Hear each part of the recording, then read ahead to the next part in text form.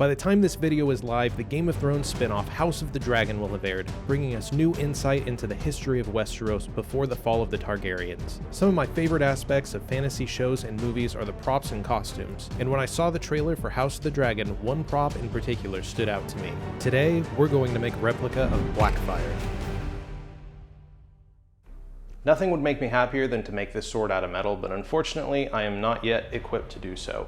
But this is a replica. Its purpose is to look cool, not like it's going to be used in actual combat. So I think I can make a pretty good replica out of wood. Since I'm making this replica before the show actually airs, the only reference images I have for this build are from the trailer. So unfortunately, there are definitely going to be some inconsistencies and creative liberties taken on my part. To start, I drew out a template in Adobe Illustrator. Then I printed it out across 5 pieces of paper, cut the pieces out, and then taped them together to make a full-size template to work off of.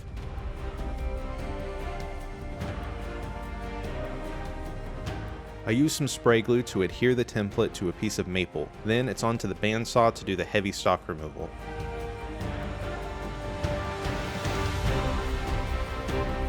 While I work on this, I'd like to take a moment to say thank you very much for watching this video. If you enjoy it, please hit the like button, as it will help get YouTube to show it to other people. If you'd like to see more of my content, please hit subscribe and then let me know in the comments what prop replicas you'd like to see me make in the future.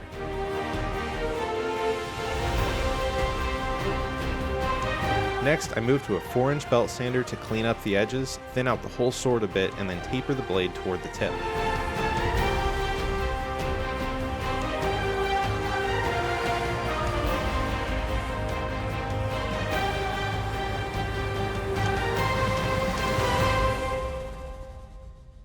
Once I'm happy with the starting thickness, I start to grind the bevels using a center line as reference. This sword also has a secondary set of bevels near the hilt, so I'll grind that in with a 1-inch belt sander.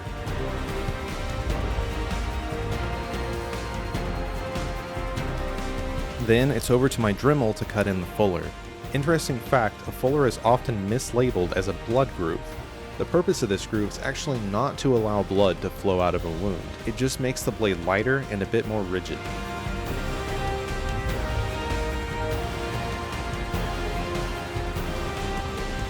With the blade fully shaped, it's time to move on to the more complex pieces on the guard and the pommel. My first instinct was to either carve these pieces into wood or to model them with polymer clay, but carving these kinds of details symmetrically would be kind of difficult, so I decided to take a more modern approach. Using the reference images, I made 3D models of each component on my computer. I started off by making the basic shape of the models in Autodesk Maya and then moved over to ZBrush to add in the real detail.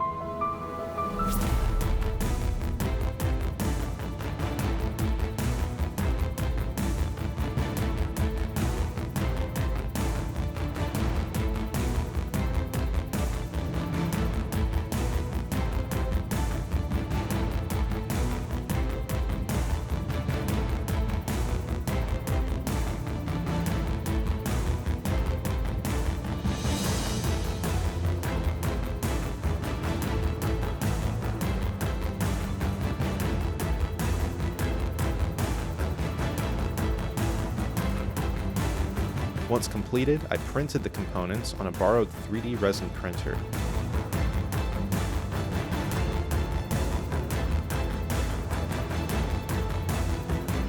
The side pieces on the guard took about 2.5 hours, while the center portion of the guard and the pommel took about 5.5 hours.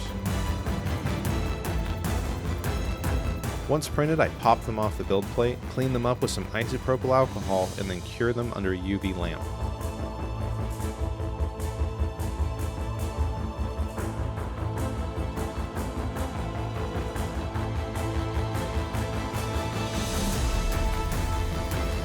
Next, it's time to work on the handle. I need to make the handle thicker than the original piece of maple, so I cut out 2 more pieces on the table and bandsaw and then glue them to the tang.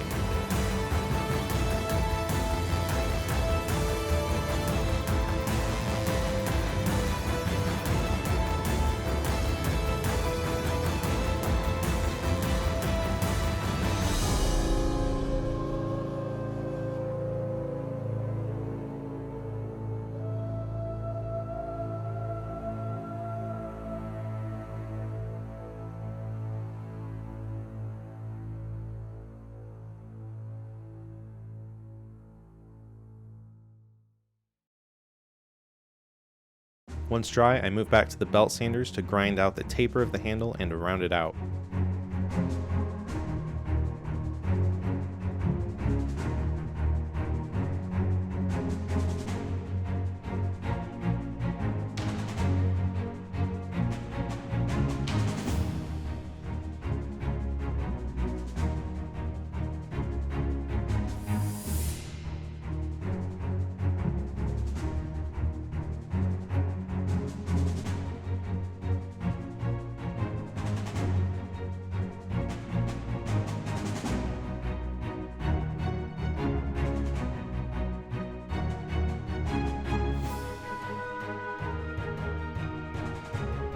Okay, so I have the handle all rounded out now, but I'm still nowhere near done with this handle. In the show, it has kind of a spiral cut, and then inlaid in that is some kind of chain or wire. So I'm gonna mark some reference lines and then start cutting in that spiral groove. I use a Dremel carving bit to start the spiral cuts and get some depth, and then follow up with a sanding wheel to widen and smooth out the grooves.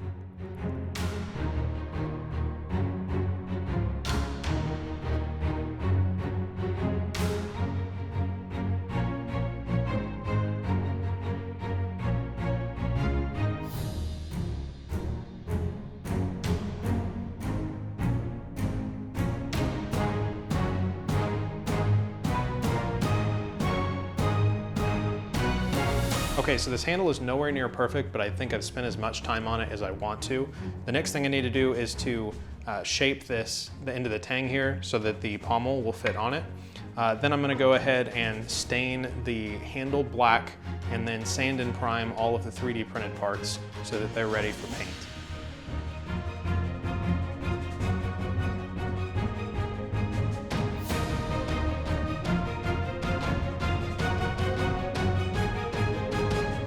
With that finished, it's time to start adding some color. Since the handle should actually be wood, I use black wood stain instead of paint on that part. For all the 3D printed parts and for the blade, I apply some spray primer and then some metallic silver spray paint. And this is where things really start to look good.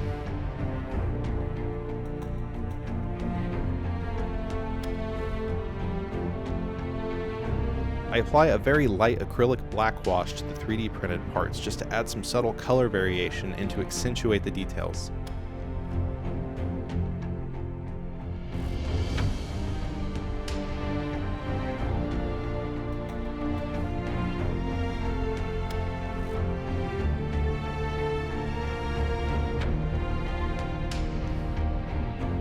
The last step before final assembly is to make the wire wrap for the handle. I take some 20 gauge galvanized steel wire, run them through a loop chucked in my drill, and then lock the ends in my bench vise.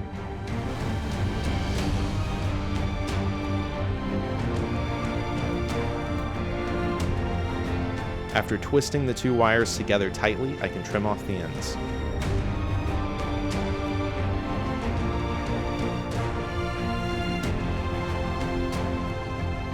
I apply a little dab of super glue to the end and then stick it into a pre-drilled hole at the base of the handle. Then wrap the wire around the grooves as tightly as I can.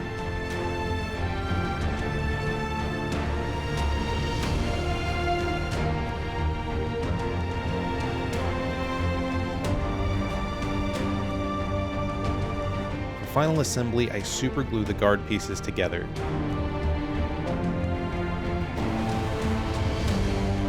Then I glue the pommel onto the tang. With that, after a few dozen hours worth of work across 2 weeks' time, I have made Blackfyre.